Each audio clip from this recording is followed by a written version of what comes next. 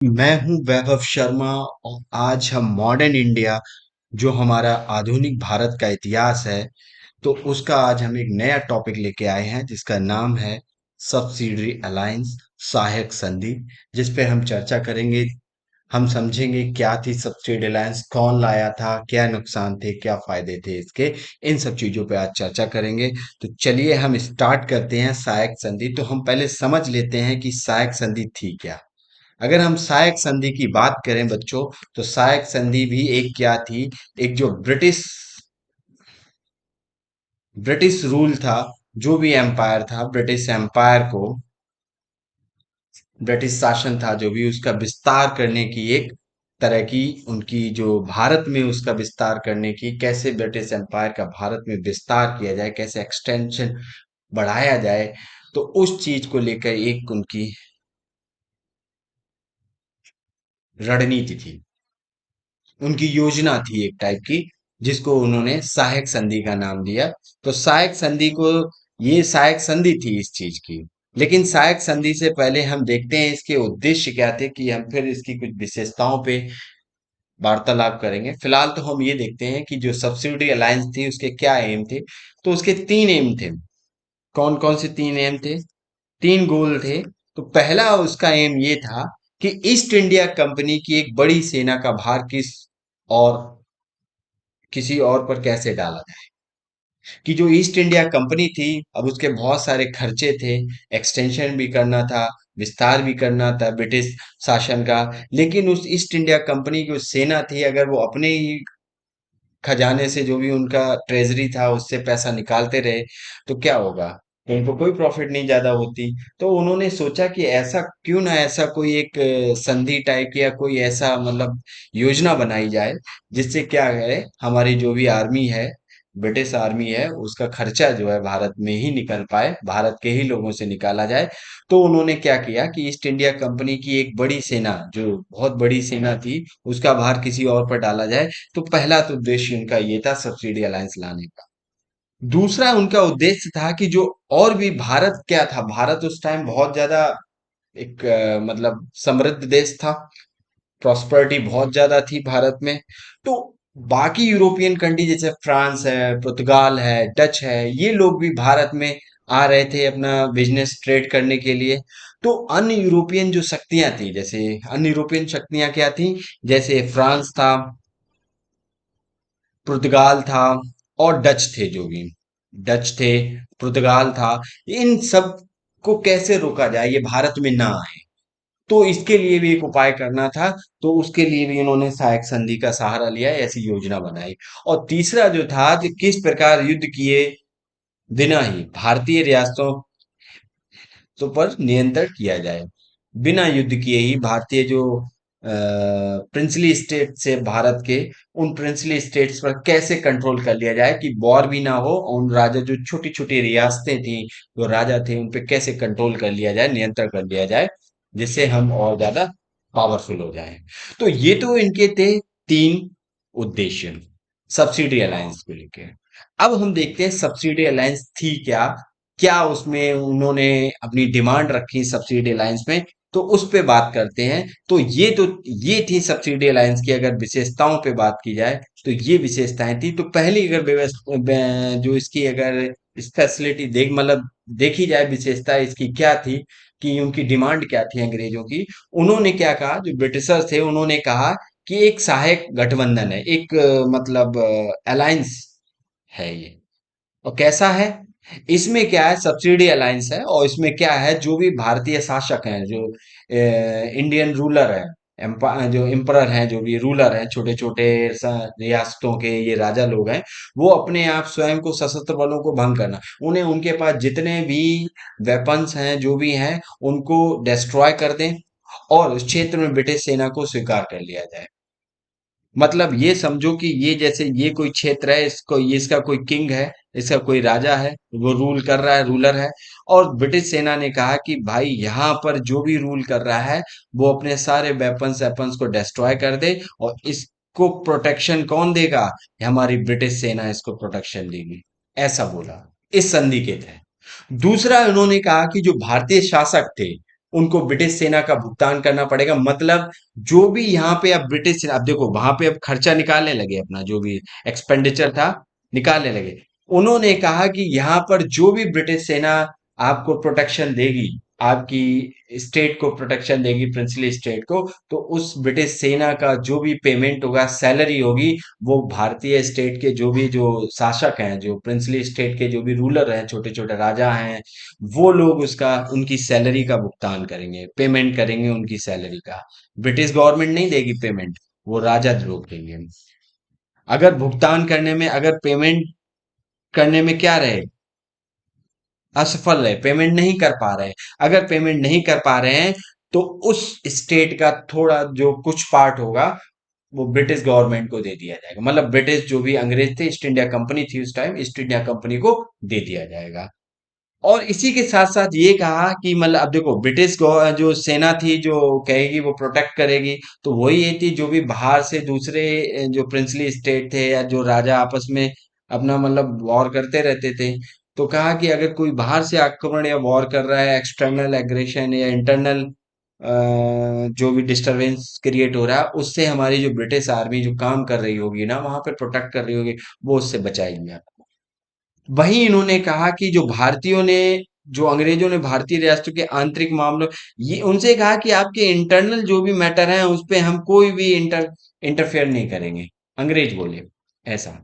लेकिन क्या था, वो इस चीज को एक्सेप्ट नहीं करते थे, फिर भी इंटरफेयर करते थे, क्योंकि उनका मेन उद्देश्य ही था एक्सटेंड करना अपने इस जो योजना बनाई थी सहायक संधि, उसके तहत क्या था, सब्सिडी अलायंस के तहत उनका था कि अपनी ब्रिटिश एम्पायर को और ज्यादा विस्तार करना, और ज्यादा उसका एक्सटेंशन करना, फैलाना।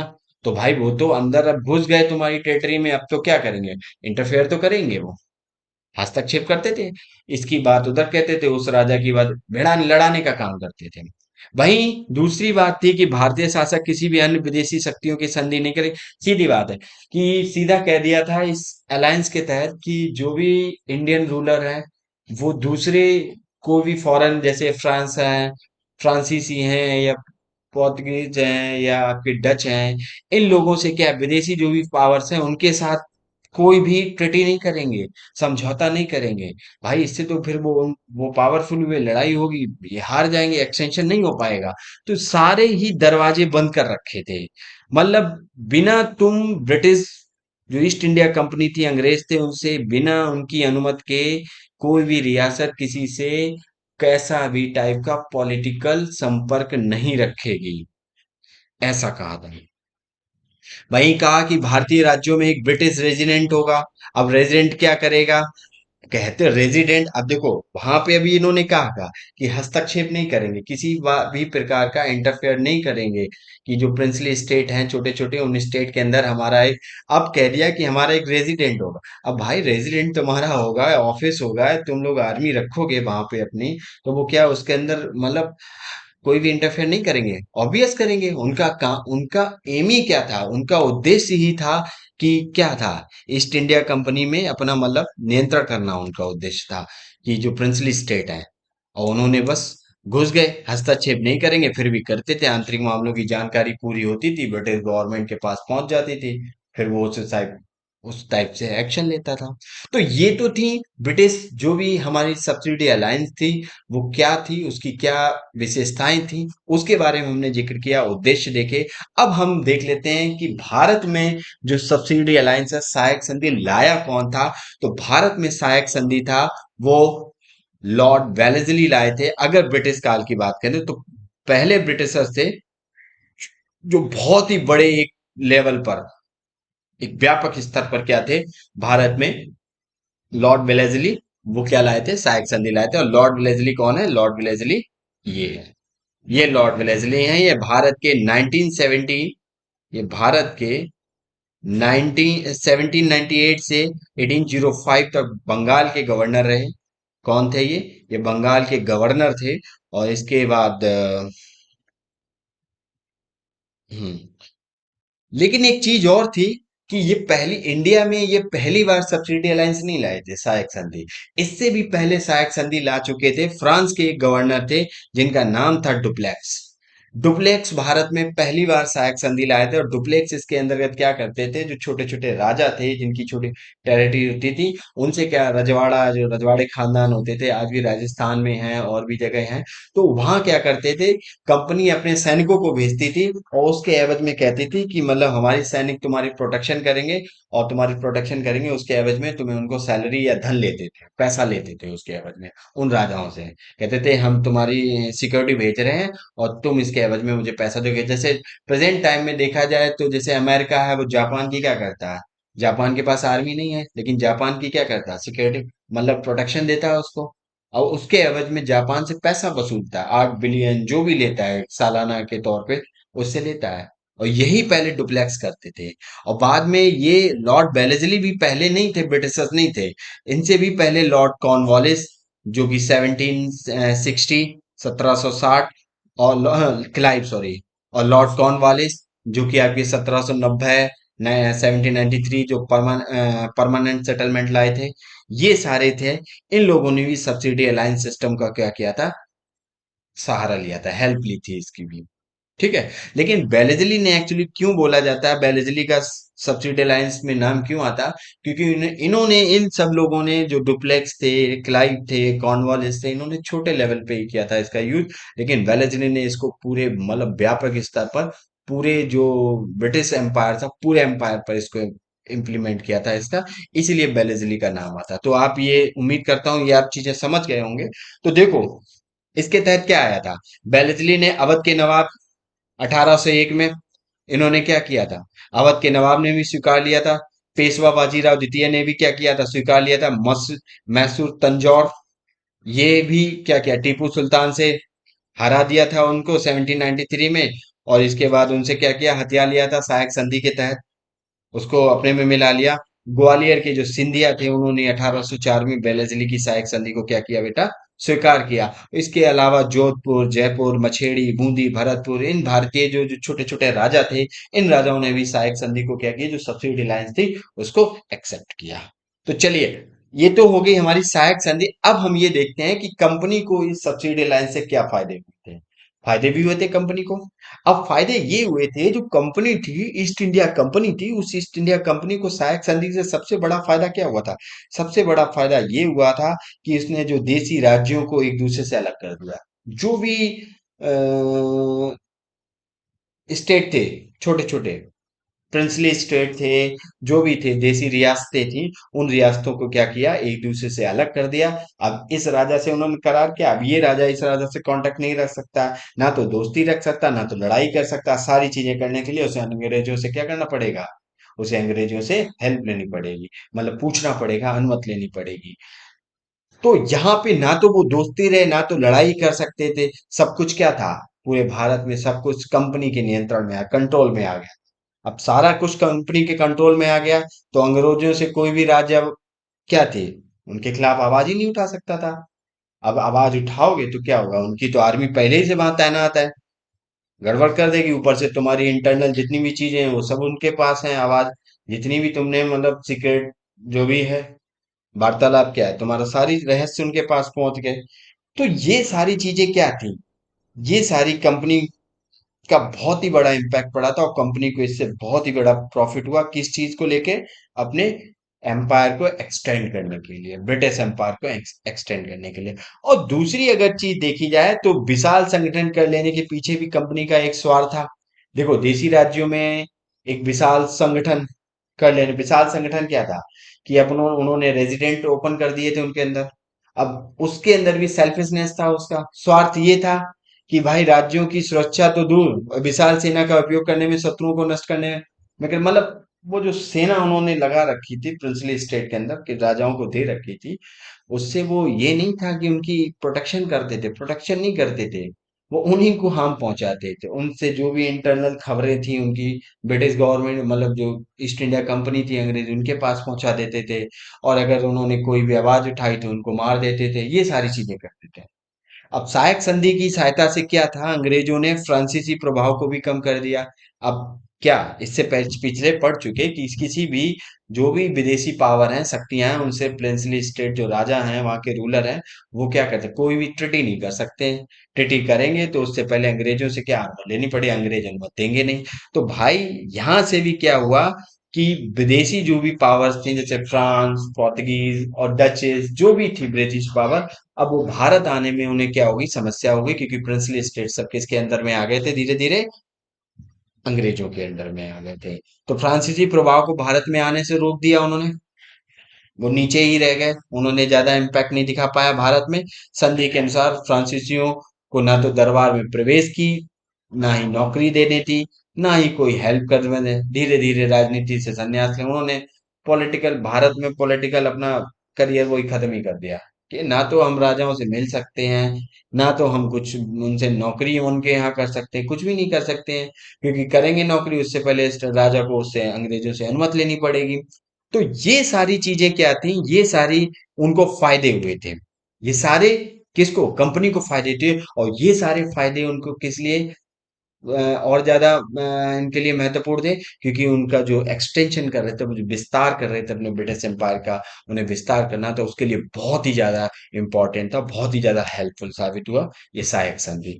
वहीं अगर हम देखें जो रियासतें थी, जो प्रिंसली स्टेट थे, उन स्टेट को इससे क्या नुकसान हुए, तो उनके अगर नुकसान के बारे में हम बात करें, तो उनके उनको क्या नुकसान हुए। पहला तो नुकसान उनको ये हुआ कि कंपनी की सुपरमेसी एक्सेप्ट करनी पड़ी उन्हें, जो सर्वोच्चता थी कि भाई अब कंपनी की कोई भी काम करना, अगर किसी त्रुटि किसी से करनी है तो हमें कंपनी से अनुमति लेनी पड़ेगी। अगर हमें मतलब हमने अगर उनको पैसा, उनको सैलरी नहीं दी, तो भी हमें क्या है, अपना एक भाग दे देना पड़ेगा, एक लैंड, थोड़ा सा कुछ भी होगा वो हमें कंपनी के नाम कर देना पड़ेगा। बहुत सारे उन्होंने रिस्ट्रिक्शन लगा रखे थे। अब ये रिस्ट्रिक्शन क्या थे, तो यहाँ पे कंपनी तो सुपरमेसी क्रिएट कर ही चुकी थी अपनी। तो यहाँ जब कर चुकी थी, तो एक टाइप की उनकी जो फ्रीडम थी देसी रियासतों की, जो प्रिंसली स्टेट की जो फ्रीडम थी, वो क्या थी, वो बेटा एक टाइप की छिन गई थी उनसे। अब वो उनकी प्रिंसली स्टेट की जो फ्रीडम छिन गई, तो अब क्या आएगा, रेजिडेंट की सलाह के अनुसार ही निर्णय लेते थे। अब जो उनके अंदर जो रेजिडेंट थे, उनके प्रिंसली स्टेट के अंदर उन्होंने जो अपने रेजिडेंट बना रखे थे, उनसे एडवाइस लेनी पड़ती थी राजाओं को। अब राजा उनसे एडवाइस लेकर ही क्या करते थे, कोई अपना फैसला लेते थे, निर्णय, कोई भी निर्णय लेते थे, उनसे एडवाइस लेनी पड़ती थी उनको। अब उनकी जो राजाओं की अपने जो उनकी निर्णय लेने की, जो सोचने की उनकी जो क्षमता थी, जो उनकी कैपेसिटी थी, वो धीरे धीरे क्या हो रही थी, वो वीक होती जा रही थी, वो कमजोर हो गई, और अंग्रेजों के हाथ की एक टाइप की कठपुतली बन गए थे। जैसा ब्रिटिशर चाह रहे थे, वैसा ही उनको करना पड़ता था, क्योंकि उनके अपोज में कर नहीं सकते थे, उन्होंने ऐसा ट्रीटी कर रखी थी। इसी को तो सब्सिडी अलायंस बोलते हैं। वहीं देसी रियासतों को कंपनी को भाई क्या है, अब कंपनी के सैनिक को अपने ट्रेजरी से ही, तो राजाओं को क्या, राजा अपनी ट्रेजरी से ही कंपनी की जो सेना थी उनको प्रोटेक्शन दे रही थी, रेजिडेंट बना के उनके यहाँ रह रही थी, उनका पूरा खर्चा एक्सपेंडिचर जो भी आ रहा था, उस एक्सपेंडिचर को वहन कौन कर रही थी, कंपनी कर रही थी। अब जब कंपनी उस खर्चे को झेल रही थी, वो राजा झेल रहे थे, देसी जो जो भी प्रिंसली स्टेट थे वो झेल रहे थे, तो इससे उनके इम्पैक्ट पड़ा किस पे, उनकी इकोनॉमिकल कंडीशन पे भी इम्पैक्ट पड़ा। आर्थिक रूप से क्या हो गए, वो इकोनॉमिकल रूप से वीक हो गए, आर्थिक रूप से कमजोर हो गए। वहीं देसी रियासतें कंपनी को धन देने में असमर्थ हो गई, तो क्या हुआ, संधि के अनुसार कंपनी ने जमीन हथियाना, अब उनके पास पैसे ही नहीं बचता।